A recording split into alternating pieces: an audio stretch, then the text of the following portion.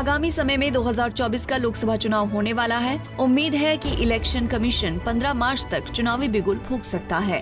ऐसे में तमाम राजनीतिक पार्टियां लोकसभा के रण को फतेह करने के लिए जोर शोर से तैयारियों में जुट गई हैं। इसी क्रम में कुछ दिन पहले आम आदमी पार्टी ने अपना चुनावी कैंपेन लॉन्च किया और नारा दिया, संसद में भी केजरीवाल तो दिल्ली होगी और खुशहाल। आज मैं अकेला लड़ रहा हूं इन लोगों से,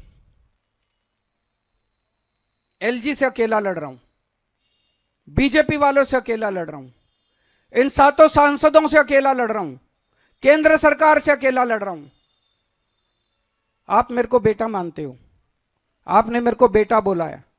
अगर आपने मेरे को बेटा बोला है तो अपने बेटे को अकेला तो नहीं छोड़ोगे इस तरह। आज मैं आप लोगों से निवेदन कर रहा हूं, अपील कर रहा हूं कि अपने बेटे को मजबूत करो। आपने मेरे को 70 में से एक बार 67 सीट दी, मेरे को मजबूत किया। दूसरी बात, 70 में से 62 सीट दी, मेरे हाथ मजबूत किए। जैसे आपने विधानसभा में मेरे हाथ मजबूत किए, अब संसद में मेरे हाथ मजबूत कर दो। संसद में मेरे को 7 एमपी दे दो, जो इंडिया गठबंधन के हैं 7 एमपी दे दो। ये 7 एमपी मेरे 7 बड़े बड़े हाथ बन के काम करेंगे। जब आम आदमी पार्टी ने अपना चुनावी कैंपेन लॉन्च किया, उस वक्त भगवंत मान भी यहाँ शामिल रहे। भगवंत मान ने बीजेपी पर जमकर हमला बोला। जो केंद्र सरकार है वो दिल्ली के साथ जो व्यवहार कर रही है वो मैं आपके सामने बताना चाहता हूं। अरविंद केजरीवाल जी जब भी कोई अच्छा काम करते हैं उसी वक्त इमीडिएटली उस पर रोक लगा दी जाती है। मोहल्ला क्लिनिक की दवाइयां रोक ली, मोहल्ला क्लिनिक की बिजली काट दी, घर घर राशन की स्कीम बंद कर दी,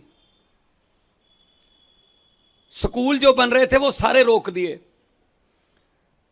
अरविंद केजरीवाल को अकेले लड़ना पड़ रहा है, बार बार बात बात पर सुप्रीम कोर्ट जा रहे हैं। सुप्रीम कोर्ट भी 5-0 का डिसीजन देती है। 5-0 का बेंच जो था, 5 जजों का 5-0 का डिसीजन आता है कि सर्विसेज जो हैं सरकार की हैं, उसको भी ऑर्डिनेंस ला के रोक दिया।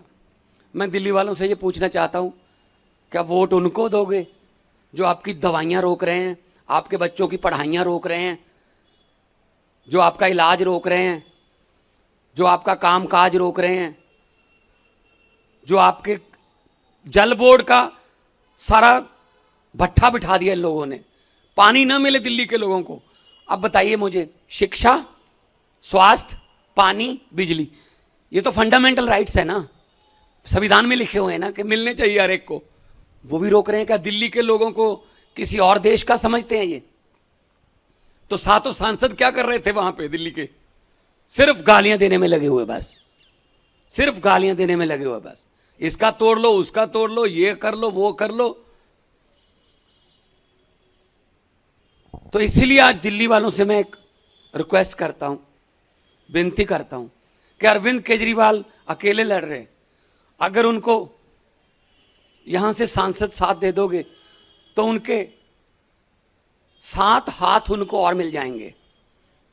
पंजाब से 13-0 हो रहा है, 13 पंजाब से आ रहे हैं, कुरुक्षेत्र से आ रहे हैं, असम में लड़ रहे हैं, हम गुजरात में लड़ रहे हैं, 10 हमारे पहले राज्यसभा के हैं। जब हमारी गिनती संसद में, दोनों सदनों में 30-35 हो जाएगी, 40 हो जाएगी, तो एक पॉलिटिकल पावर बनती है। और जब वो 30-35 इकट्ठे होके संसद में अपने दिल्ली के लोगों के हकों के लिए लड़ाई लड़ेंगे, किसी मां के लाल की हिम्मत नहीं है कि दिल्ली का कोई काम रोक जाए, जब पंजाब का कोई पैसा रुक जाए, चाहे आरडीएफ, चाहे एनएचएम, चाहे कोई, हमारे भी 8,000 करोड़ हमारा रोक रखा है। इसी के साथ आम आदमी पार्टी ने विगत 9 साल से दिल्ली में कैसे विकास की कहानी को गढ़ा, उसका भी ब्यौरा दिया। दिल्ली के सीएम अरविंद केजरीवाल ने 9 साल के कार्यकाल में विभिन्न क्षेत्रों में विकास किया।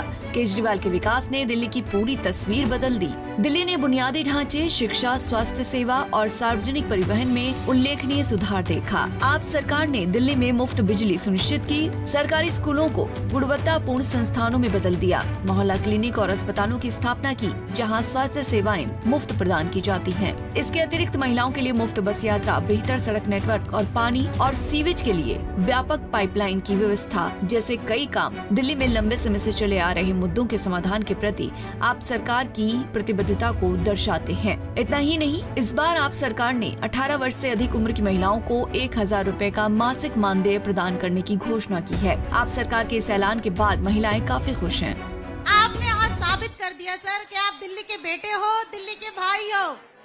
ये सभी औरतें चाहती थी दिल से। जब से पंजाब में स्कीम निकली थी सर, तो सभी लोग ये कहते थे हमसे आकर कि सर हम हमारे लिए कब करेंगे कुछ, तो आपने वो करके दिखाया है जो कोई कर नहीं सकता था।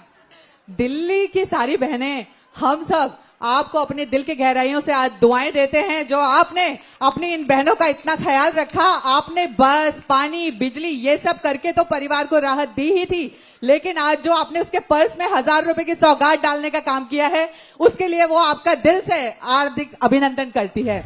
गौरतलब है कि केजरीवाल सरकार ने न सिर्फ लोगों को ठोस लाभ पहुंचाया है, बल्कि उनके महत्वपूर्ण वित्तीय संसाधनों को भी बचाया है, जो समावेशी विकास और कुशल संसाधन प्रबंधन के उनके दृष्टिकोण को दर्शाता है। सीएम केजरीवाल की लड़ाई बीजेपी के नेतृत्व वाली केंद्र सरकार और एलजी के खिलाफ लगातार चल रही है, क्योंकि एलजी दिल्ली की प्रगति और आप सरकार के प्रयासों को विफल करते आ रहे हैं। केजरीवाल के विकास मॉडल को देखकर उनके मंत्रियों पर झूठे मामले दर्ज किए गए, कुछ को जेल भी भेजा गया। इसलिए अरविंद केजरीवाल ने दिल्ली के अधिकारियों की वकालत करने में उनके हाथ मजबूत करने के लिए संसद के लिए इंडिया गठबंधन के उम्मीदवारों को चुनने के महत्व पर प्रकाश डाला, क्योंकि अभी वो दिल्ली के लिए अकेले लड़ रहे हैं। अगर दिल्ली के लोग दिल्ली में इंडिया गठबंधन के उम्मीदवारों को चुनकर लाते हैं, तो वो सांसद अरविंद केजरीवाल की दिल्ली के लिए लड़ी जा रही लड़ाई में साथ देंगे। सीएम केजरीवाल ने दिल्ली वासियों से इंडिया गठबंधन और केजरीवाल के पक्ष में मतदान करने की अपील की और दिल्ली के लोगों की प्रभावी ढंग से सेवा करने के लिए उनके निरंतर सशक्तिकरण को सुनिश्चित करने की जिम्मेदारी पर जोर दिया।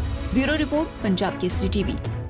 हमसे जुड़े रहने के लिए हमारे YouTube चैनल को सब्सक्राइब करें और नई वीडियो की नोटिफिकेशन के लिए बेल आइकॉन को दबाएं।